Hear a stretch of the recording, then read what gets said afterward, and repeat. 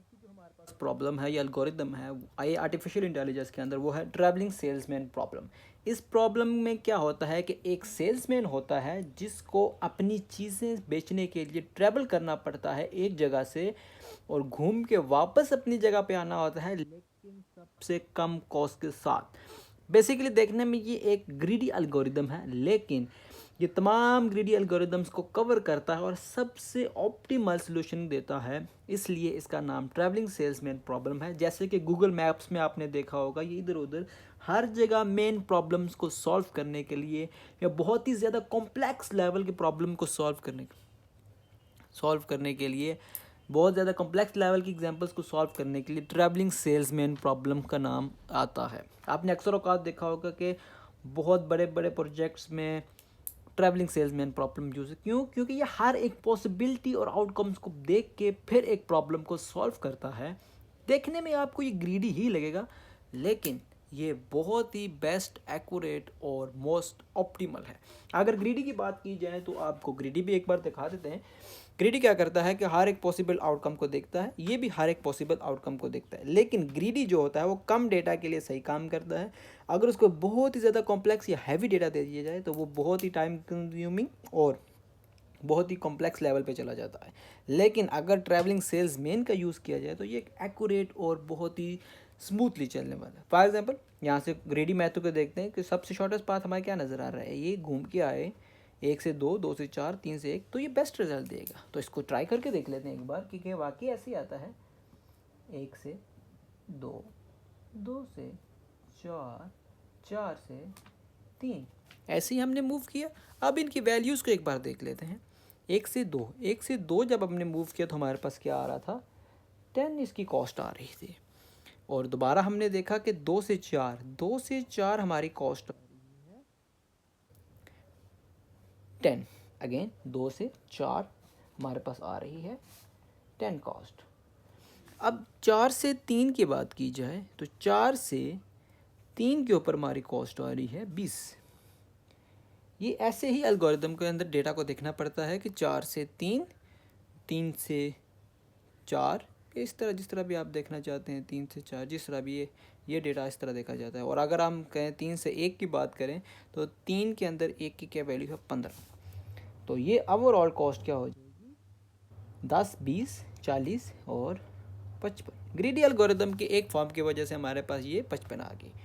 अब हम travelling salesman को यूज़ करते हैं। देखिए ग्रेडी एल्गोरिदम के बदौलत ये काफ़ी अच्छा है और बहुत ही बेहतरीन है। ये काम कैसे करता है इसको हम देखते हैं कि ये कैसे हर एक पॉसिबिलिटी को शॉर्टेस्ट वे में कैसे चेक करता है।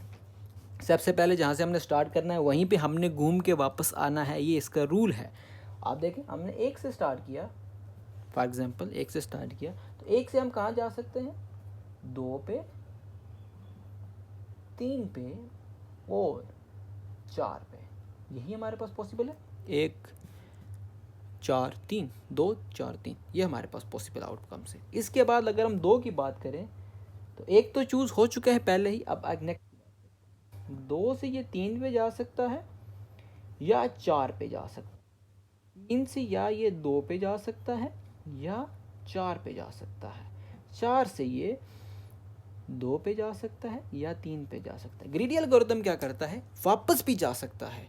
देखा होगा आपने लास्ट किसी भी ग्रीडी में या किसी भी एल्गोरिथम में, तो ग्रीडी क्या करता है, वापस भी जाता है, हर एक आउटकम को देखता है। वो बहुत ज़्यादा कम्प्लेक्स हो जाए। क्या करता है, 1 से 2, 2 से 3, 1 से 2 या 4, एक वैल्यू को दोबारा रिपीट कभी नहीं करेगा। जिस बात के ऊपर एक बार चला उसकी वैल्यू को दोबारा देखे। 3 यहाँ पर वापस रिपीट नहीं हो रहा, यहाँ पे भी 4 दोबारा रिपीट नहीं हो रहा, यहाँ पर भी देखें हर एक जो एक बार हमने पाथ चूज़ कर लिया उसको दोबारा रिपीट नहीं हम कर सकते। ये होगी इसकी खासियत। अब 1 से 2, 2 से 3 और आगे हमारे पास क्या बचा, 4। और याद रखिए हमने वापस भी जाना होता है इसमें, तो 4 से वापस 1। ये है ट्रैवलिंग सेल्समैन प्रॉब्लम। ये इसलिए ऑप्टिमल है कि ये एक पाथ को स्पेसिफिकली चूज़ करके दोबारा उसकी वैल्यू को रिपीट नहीं करता। दैट्स वाई ये हर एक पॉसिबल आउटकम को एक्यूरेटली चेक करता है और हमेशा ऑप्टिमल बेस्ट सॉल्यूशन देता है। अब देखें यहाँ से 1 से 2, 2 से 4, 4 से 3, 3 हमारे पास अभी तक चेक नहीं हुआ था। देखें 1, 2, 4, 3 और उसके बाद वापस 1, क्योंकि अब सारे पॉसिबल आउटकम चेक हो चुके हैं। सेम एज 1 से 3, 3 से 2, 2 के बाद हमारे पास क्या रहेगा, 4 अब यहाँ से 1 से 3, 3 से 4, अब हमारे पास क्या बचा है देखा जाए तो 2 और 1। और इसकी बात करें 1 से 4, 4 से 2, हमारे पास क्या बचा है 3 और 1। 1 से 4, 1 से 4 से 3, 3 से वापस 2 और 2 से वापस 1। इस तरह हमने हर एक पॉसिबिलिटी को चेक कर लिया है। देखें कोई भी रिपीट नहीं हुई और सारी वैल्यूज़ चेक होगी। बहुत इजीली ये बेसिकली बहुत ही मिनिमम डेटा है। आप बहुत बड़ी कॉम्प्लेक्स वैल्यू को लेकर देखें तो आपको समझ लगेगा कि ग्रीडी एल्गोरिदम किस तरह काम नहीं करता और बहुत ज़्यादा कॉम्प्लेक्स और हेडी को बन जाता है, और ट्रैवलिंग सेल्समैन कैसे उस वो बहुत बड़े डेटा को ईजिली हैंडल करके सॉल्व ऑफ कर देता है और बेस्ट ऑप्टिमल सोल्यूशन देता है। अगर हम सॉल्व की बात करें तो अब यहाँ पर आप देखें जो हमने अभी ऊपर ग्रीडी मेथड किया था 1 से 2, 2 से 4, 4 से 3, ये यहाँ पे भी बन रहा है 1 से 2, 2 से 4, 4 से 3, 3 से 1। तो इसका रिजल्ट तो हमें ऑटोमेटिकली पहले भी पता है। इसका आउटकम क्या आएगा 55। देखिए मैं आपको सारी सॉल्व करके तो नहीं दूंगा, एक आदि मैं आपको सॉल्व करके दिखाता हूँ कि कैसे ये बेस्ट ऑप्टिमल रेशो देगा, बाकी आप खुद कर लीजिएगा क्योंकि वीडियो क्या है आपने खुद एग्जांपल करके देख लें, मेरा काम है आपको समझाना। अब देखिए हम ये वाली एग्जांपल ले लेते हैं, फॉर एग्जांपल एक आदि मैंने सॉल्व किया कर लेते हैं। जैसे मैंने इसको पहले भी सॉल्व किया तो आई नो कि कौन सा सबसे ऑप्टिमल है, तो मैं आपको सबसे ऑप्टिमल वाला फाइंड करके दे देता हूँ, बाकी आप खुद चेक कर लीजिएगा कि वाकई ऑप्टिमल है या नहीं। तो हम इस वाले रूट को फाइंड करते हैं 1 से 3, 3 से 4, 4 से 2 और 1। इसकी बात करें तो 1 से 3 की हमारी क्या कॉस्ट आ रही है, 1 से 3 की हमारे पास कॉस्ट आ रही है 15, हमारे पास कॉस्ट आई है 15। फिर हम 3 से 4 पे मूव कर रहे हैं क्योंकि हम ये वाला पाथ फाइंड 3 से 4, 3 से 4 की क्या वैल्यू है 5, यहाँ पे हमारे पास आ गई इसकी वैल्यू 5। अब हमारे पास 4 से 2, 4 से 2 पे हमारे पास रिजल्ट है 10, हमारे पास जवाब आ गया 10। और 2 से वापस हमने 1 पे जब गए, 2 से 1 पे गए तो हमारे पास आया 5। अब इसका टोटल आउटकम देखें 15, 5 20, 30 और 5 35।